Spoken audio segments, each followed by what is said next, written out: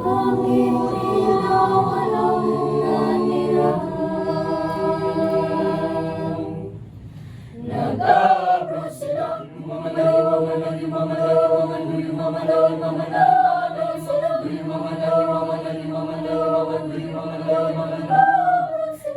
sinilangan ang pangalan ay Pinas. Ngunit bakit parang puno na ang prutas ay pitas na uumusan ng batas parang hinamag na bigas. Lumalakas na ang ulan ngunit ang payong ay butas. Kumatakbo ng madulas mga pinuno ay mas kilala nga nagkikinabang. Pero tayo ang utas mga kabayan natin ay lumilipad lumalabas para pumunta ng ibang bansa at doon magtanas ng kamay para lamang magkakalyo lang muli ang pahinga. Iipunin para magamit pag-uwi dahil doon sa atin mahirap makuha ang muri mabahiran ng tsokolate ang matamis ng ito ng anak na halos din nakilala ang ama. Uwi na nawala sa pingkaarawan nila. Darating kaya ang araw na ito mag-iiba. Kung hindi ka sigurado mag-isip sa na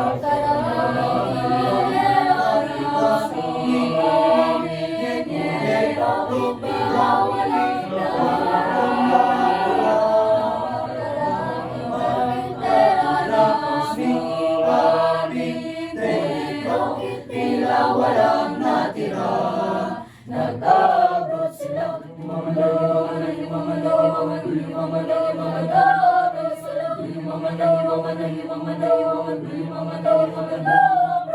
subuti kung mabuti ang kinakahinat na nakapalaran ng lahat ng nakipagsapalaran kahit na sa kapakanan na mahal sa buhay ang sukalan ng kailangan sa lahat ng kanilang mga pag-aari mababawi rin naman yung nasabi pang nangyari ang proseso ng papeles para makasakay na sa aeroplano o barko kahit saan ang mako.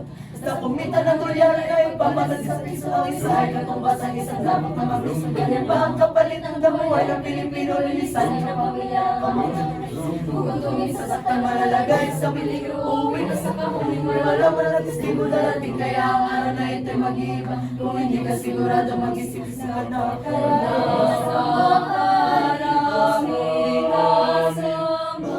bakit bilawin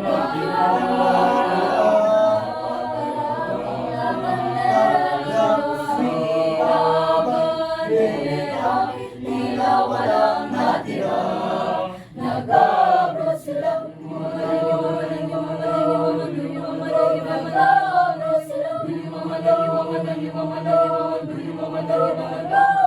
sila, subukan mong isipin kung gaano kabigat ang buhat ng malita. Halos hindi mo na maamatiyahan. Pamagalaga ng anak ng iba. Sama sa koleyo, matutubo sila hilo. Bilhin mo na kung ano sa laruan niya.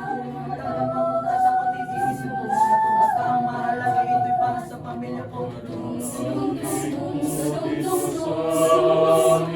Ngunit bakit tila walang natira?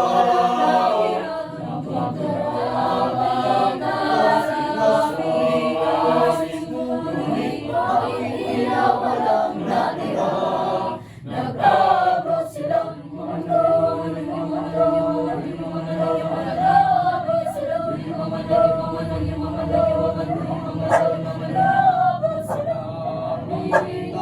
dito sa amin. Ngunit bakit tila walang natira?